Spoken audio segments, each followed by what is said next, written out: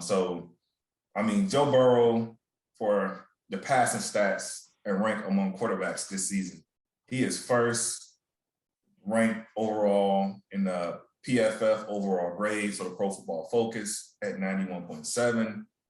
He has a 91.2, which is first overall for his passing grade. He's also first in yards per attempt at 8.9. Then he's third at passer rating from a clean pocket at 113.7 and 92.4 passing rating under pressure, which is also third. So he's top three in all the categories passing wise that you need, your guy to be leading. Then also another insane stat. My man is completing 70.4% of his passes.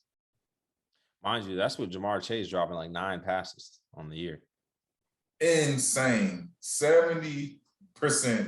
Also, he's thrown for 4,600 yards and 34 tubs against 14 interceptions with a 108.3 rating. I mean, the man is just flat out balling this season. Hats off to him. I can't do nothing but commend him because, they say, hey, listen, you gonna doubt us, y'all outed us, we gonna show y'all better. So, I mean. Yeah, they low-key, if you look at it going forward, they probably have the most insane offense in that division. I'm not talking about the line at skill positions or deeper receiver. Joe Mixon doesn't get the love that I've been saying that he deserves. And I think like people are now seeing like, no, like he really is like that. And it's nice to see Jamar Chase obviously not having any trouble finding the ball. Him and Joey B with that connection is insane. I actually like Joe Burrow. I don't agree with Nick, though. I do not need to see them get Justin Jefferson. Some offense. He wants that to happen. I hope that doesn't happen. Need it to happen. But for me, Joe Burrow could probably be comeback player of the league. I don't think he's gonna get MVP. I'm not giving him. No, he's not getting MVP. But Aaron Rodgers, he pretty much got that thing tied up in the crab bowl right now. Yeah, for me, comeback player I could easily give it to him. Definitely. I can see him or Dak, honestly. Him or I'll go Nick Bosa before Dak. Dak would be on the back burner for me just because the last couple of weeks how he's been playing. Yeah, he hasn't been playing that good, but still leading the charge with that offense. I mean, how electric they've been pretty much all season. Had a couple bad games, which is in a sense expected because you can't just, it's just like the Chiefs having a couple bad games or whatever. You can't expect them to be on fire all season, lights out all season. So, I mean, I can definitely see him though, for sure. What's a fun thing about the Chiefs defense you just brought up? The Chiefs, since week 8, before they played the Bengals defense, or before they played the Bengals offense, they were only allowing 225 yards a game. They're overachieving right now. Right. And then they were you were getting 10 touchdowns to 10 interceptions during that time span. They were only allowing a passer rating of 77. The night they played the Bengals, or the day they played the Bengals, Joe Burrow put up 446 yards. His average yards per pass were 11.4. He had 4 touchdowns, no interceptions. Yeah, insane. And his passer rating was 148. Bro. So every good thing that defense was doing, they just did not do against him, or they just weren't expecting to get what they got from Joe Burrow, which is insane to see. Honestly, though, it was crazy because I was watching the game, and I can't remember the other game that was on at the time. I think it might have been y'all game, the Rams and the Ravens. Yeah. And I'm like, man, the Chiefs jumped out early, quick. And I'm like, man, is it about to get ugly? And then slowly but surely, Bengals just eating. And I'm like, man, this is crazy how good they were playing. They got the jungle with a great call right now. Yeah, great call at the end of the game to go ahead and seal that thing up, man. It was insane. Yeah, so they got the jungle rocking. I got a big thing to bring up. Is it full rebuild mode in Seattle? And by full rebuild, for me, I'm saying me personally, I know Seattle fans don't want to hear this. I think you need to hit the detonate button. Much like how the Patriots kind of hit that button, and the Patriots did get lucky. They didn't have to full on hit the button because of COVID. But the Seattle needs to have a yard sale. You need to unload everybody's cap. It's going to hurt a lot of people's feelings, but people get caught up in the thing of, oh, this player has to retire with this team. We drafted you. You've been a staple for the organization. That's not the league we're in anymore. No. It don't matter if it's basketball, baseball, football. That's not the mindset of everybody. Nah, look at where Tom is. Look at who else has moved Playing on. the best football of his career. Exactly. Brett Favre moved on. Peyton went to the Broncos. I never thought I'd see Peyton be a Bronco. Exactly. Like, so you have that. Jameis left the Bucks. I mean, obviously that was going to happen, but I didn't think he'd go to the Saints. Yeah. So you just look at it. Odell is on the Rams. Mm-hmm. People when he made that catch, people thought he was locked in to be a Giant forever. Honestly, yeah, they did. Vaughn went from the Broncos to the Rams. So I just think you need to let go of they got to retire. No, y'all need to hit full detonate button because that division you're in is competitive. And you kind of got to, in a way, build throughout the draft and acquire talent. And you guys definitely need to unload salary. So yeah, I look at it as you can move Bobby Wagner. You can get 1 first and probably something else for Bobby. You could probably get 4 firsts for Russell. Let's be honest. You could probably get 3 or 4 for Russell. I think so for sure. So right there, you just recouped everything from that Jamal Adams trade in between Russell and Bobby. And then you definitely got to move off. If anybody is going to go, Russ is going to go. I'm not sure about Bobby Wagner. I mean, they can definitely move him for sure because anybody would want him, but I'm not sure if he wants to leave. But Russ wants to go, so you got to get rid of him. He don't want to be there. So at this point, you don't have a choice but to move off of Russ, honestly. I think Russ is butting heads too much, like with what needs to be done offensively wise to keep them moving, and he doesn't understand the direction they're moving in with Pete. Like, it needs to be new age and developing more than just what they're, okay, we're gonna run. We don't have a running back. We're gonna just hit a deep pass. No, teams are realizing you're doing that damn near every time. And you have to get DK Metcalf involved. I know he drops the ball. He's not like, he's still young. He does have some drop. Yeah. He needs to be better at route running and he needs to grow up. But like, you're not even giving him those chances. I'm watching games where he don't even get targeted that much. Yeah, he's a physical specimen. If I were them, honestly, I'd probably be, especially with Russ, a pass first. And then from there, I would try to run the ball. In a sense, kind of similar to what Tampa does. Make teams play a cover 2, make them put only 6 people in the box, which if you think about it, that's why Leonard Fournette be getting off the way he does. Because they have the same type of weapons. Let's be honest. They got DK Metcalf, Tyler Lockett. They got. The difference with Tampa though, Tampa's really deep at tight end also, and then how they run it for a team that doesn't run the ball a ton, they use screens. So you got Chris Godwin coming off those receiver screens. They make that just an evolution of the run game for them. I don't think Seattle can do that necessarily. I like Gerald Everett, the tight end they got. I think he's nice. He potentially could be pretty great. Not super great. I'm saying he's good enough to run that similar type of offense to where you can make teams only keep 6 players in the box. Yeah. To me, you just have to – I'm selling everybody. Russell is going to get you picks. I'm saying bye to Bobby. And I'm going to do Bobby justice. I'm sending Bobby to a contender. Like, whatever contender will give me the highest bid for Bobby Wagner is – and I'm going to let him have a say where he wants to go. Yeah. And Russ could send me where he wants to go, but Russ ain't going to have a say. Like, he could send me 5 teams. He's just going to go to one of those 5. Bobby. I'm dang near sending Russ to the AFC, bro. I can't stand the NFC. Exactly. You don't want to see him.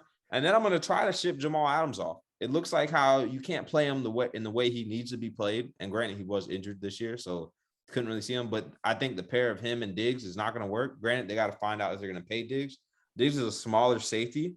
And I don't think you can live with having Jamal in the box and leaving the 5'9" Diggs back there with whatever safety you put on the other side of him. It's not going to work because your corners aren't good. Yeah. I'm thinking they thought they could have been a potential Earl Thomas, Cam Chancellor type of duo is what I'm thinking.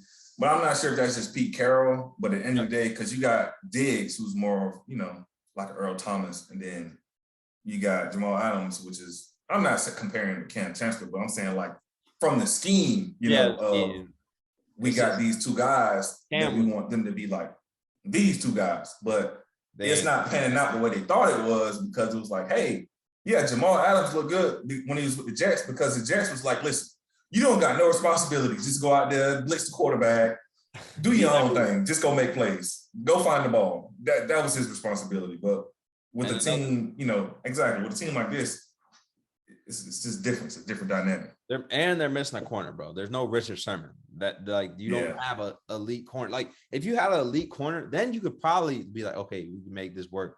But to me, if you get rid of all those pieces, those 3 pieces, they're gonna get you plenty of pieces in return. You're gonna have a slum year. Maybe you can find a young quarterback. I'm pretty sure Tyler Huntley is not gonna be on Baltimore next year.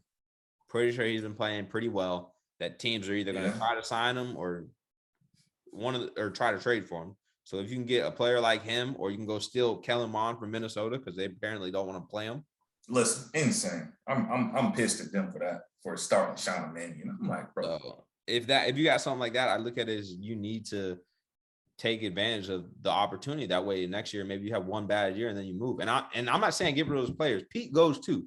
If those dudes go, Pete is definitely leaving. I'm not letting Pete. Oh, for sure. Pete ain't being the head coach. I'm not moving Pete to the front office. But whoever they bring in next, they do need to get an actual GM and not, I forget, I think the GM they had passed and now his sister's in charge of the team or something. I forget. What are you talking about, though? Yeah, it's something like that. And then Pete just runs everything. No, you need to go get an actual head coach. And to me, they need to get a head coach that's already been a head coach.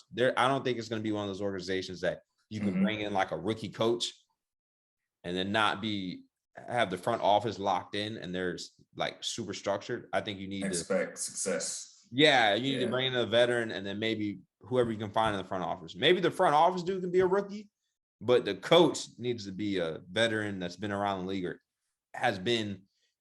He could probably be a first-time head coach, but he has to have been an offensive coordinator, something that for a good amount of years to me, at least. That's what it seems like. Yeah, I can definitely see them moving on for Russ, Jamal Adams, and potentially Bobby Wagner, depending on if he's okay and, them wanting to see him finish his career contending for a championship. Bro, because you need to, because the thing is, if you keep all those pieces with the cap hit they are, you're not going to fix the offensive line. They ain't going to win no games. Yeah, offensive line's not going to get fixed. You're not going to get any corners. The defensive line has played better. Like, I think they have Alshon Robinson, I want to say. He's playing good. But, like, you can't fix everything because your money's tied up, and then you trade the pick for Adams. So you're kind of in a stuck, you're stuck. Like, you're like locked in, and you're like, okay, well, we can't really budge. And yeah, Russ is always going to keep us competitive. But with Russ and Pete not seeing eye to eye or just how the play calling should be, and your defense not playing good, it's how far are you really going to get? You know what I mean? And we thought in the summer, they picked up Gabe Jackson from the Raiders. We thought that was going to work. We thought Jamal Adams was going to be good for them this year, and it just didn't work. Granted, Russ got injured, but they just started falling apart. Well, we thought Jamal Adams was going to be, in a sense, just not necessarily like the same caliber player he was with the Jets, but like the Seahawks, for as much as they gave up for him, they were saying, hey, you're the guy that's going to push us where we need to go into the playoffs, or you the guy that's going to be the next franchise guy, pretty much from a defensive standpoint. And it just hasn't worked out like that. And now they see, hey, we messed up. It's just time to move on. So just go ahead, move on from him. You can, you're going to be not sure what you can get from him at this point, but you could definitely some of the picks back, especially with Russ and potentially Bobby Wagner. But between those, you can definitely get those picks back. You can get a second and third, like a team that needs that type of safety and would know how to use them. Imagine, I don't know, maybe the Saints. I can even see them moving him to backer. Well, you can keep him around if you want to do that. But the problem is, I don't think he wants to do that, and I don't think they want to do that to him. So if you're not gonna, I'm moving both. And you can build around DK. You can keep Lockett. Lockett's like a good guy to have there. You got DJ Reed at corner. You signed Diggs. He'd probably be really good as a 3-4 backer, like a Matt Judon, to where he can line up over the tight ends, line up over the tackle, and he can beat him off the edge, I'm sure. But he's not going to be but Judon's so much bigger. That's the problem with how Adams is. Adams like a smaller dude. He's huge, but he's small. Yeah. But he's not beating those tackles. Like Judon is beating those dudes because he's a bigger dude and he's quick. But just it's a difference when you're rushing off coming off a blitz or you're lined up in the box and they don't know if you're blitzing to be like, hey, we're going to put you on the line now. And then I can see him doing it though. You think he's going to be like how Parsons is in Dallas? That's what I'm saying. Like, I could see him doing it. Like, because my thing is he can tackle, and he can make plays into the quarterback, but the man can't cover a damn blanket over a bed. Like, yeah, but then you're gonna have that thing where people start trying him because the thing with Parsons though, people don't know Parsons was falling on coverage earlier in the year, and they were like, no, they're like, because remember the Bucks game, he was having to line up and get Gronk and get those dudes. That man was just, and he was next, that way, bro. He was next to him, but he wasn't breaking up the play, you know. So then they're like, okay, let's just move him around. And now they have him coming off the edge, send him injuries too, though. So injuries, in a sense, helped him find that role. Injuries and suspensions helped him find the role that he's in currently. But so I still think Jamal Adams need to do something. Like, safety ain't it, because he can't cover nobody. He a liability at safety. I don't think he's the best coverage safety, but I just think he doesn't get used properly in that system. And that's because there's so many other pieces missing in that system that you can't use him how he should be used. And you have Bobby Wagner. So you damn near got two of the same dudes, just one smaller. That's true.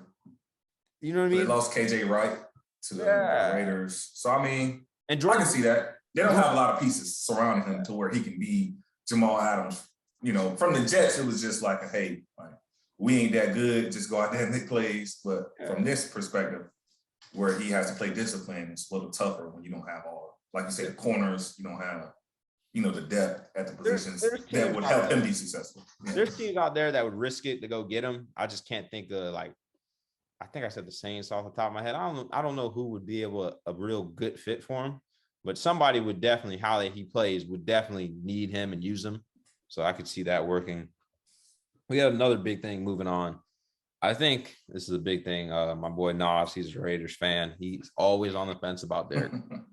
But I think Raiders fans, Raiders Nation, they need to realize how important Derek Carr is to this organization. Derek Carr is in I would say the tier 2, tier 3 type of quarterback. And tier 1 is the only tier that could probably duplicate what Derek Carr is doing. And I'm saying that as talent. I'm not saying how he handles the interviews, because I don't know if they would all of them would handle these interviews the way he handles it. You've had the John Gruden situation. You've had the Henry Ruggs tragedy. Nate Hobbs has got a DUI. Flashback, we're not excusing Josh Jacobs' DUI earlier in the season or training camp. Darren Waller is a recovering addict from multiple things. And Max Crosby he was the alcoholic. So their two things are great. Like that they were able to fix what they had going on. The other 6 different instances that you've had, and then you had the AB thing too. Like you've had thrown everything at this man. He's the glue for sure. And he's just going out there getting game-winning drives and winning you games. He beat us. Like he beat the Ravens. Like he's getting you drives, he's winning. The thing is to me is you can't move off of him because you're not going to get anything better without giving up stuff. And you're in the situation like you're not Seattle. You don't have multiple pieces you can shed and just dump the cap. Like there's no quarterback that Carr is like that would do better in that situation than him. Kirk Cousins isn't doing better than that situation. You already see what Kirk Cousins has offensively. He's not doing better with less weapons. That man is insane. Baker Mayfield's not doing better. Like all those quarterbacks that you can compare him to, they're not going to do better than him. And then none of those quarterbacks you say you could possibly get, right? Say you can make a run at Deshaun Watson or Russell. Let's just throw Aaron out there. I don't think Aaron's leaving Green Bay, but say you throw that out there, right? Though you're going to give up the farm to get one of those dudes. And Carr. So then one of those dudes are going to come and not have anything like you already don't have anything. So I don't know. I definitely think he's the glue that's been holding that team together. He's a guy, like you said, that he goes out, he puts up great numbers, and he wins games. I feel like if he would have been a guy that's on like that Vikings or that Browns team, that we'd be looking at total different playoff scenarios right now because I feel like he's that type of player. I didn't even mention, look at the division you got to play. So what quarterback are you going to bring in that is going to compete in that? You got Herbert, you got Mahomes.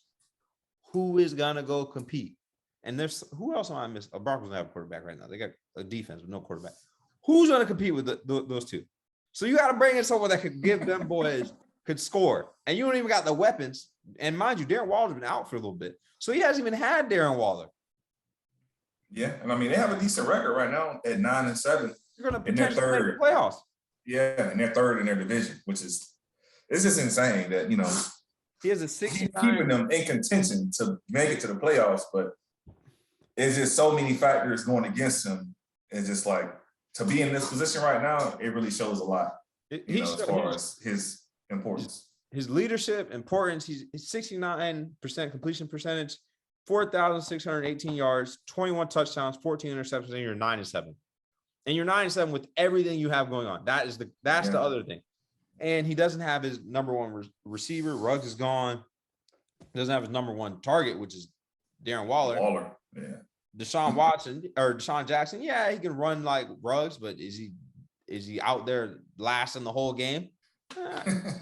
Yeah, I mean, so I think they just need to realize that Derek Carr is the glue, and you need to appreciate that you have him, because you're not going to get someone else that's going to do what he's doing in that offense. Oh, not at all. If he was any other quarterback, he probably would have tried to leave by now. So exactly. So I mean, they better take advantage of a guy of his status and importance for this organization. They better try to make some kind of moves so they can win some games. I mean, make some kind of moves. First of all, move the team back to Oakland or somewhere else. You don't need to be in Vegas. It's real evident. You don't need to be in Vegas. Too many issues out there. Yeah, too many issues for you in Vegas. And the only thing I can see is if Derek Carr wants to leave this offseason, then you ship him, because he's done enough. But I don't think he's going to want to leave. He's going to want you to actually do something for him, which means build the team. So if he doesn't want to go, I'm keeping him. But if he wants to leave, it's not going to. They need to let him have a say. Like, let him have a say in who the next head coach is going to be. Also, let him have a say in some of the free agents that are trying to pursue. Like, what if you were able to get Devontae Adams? He reunites with his boy from college, which I don't think. That's what I'm saying. You got to let him have a say. At least he can make the phone call, and I mean, they already got the connection. Obviously, I don't know if that's going to happen, because I think Devontae, wherever Rodgers goes, if Rodgers staying in Green Bay, he's staying too. Oh yeah. If he stay, he ain't going nowhere for sure. Exactly. So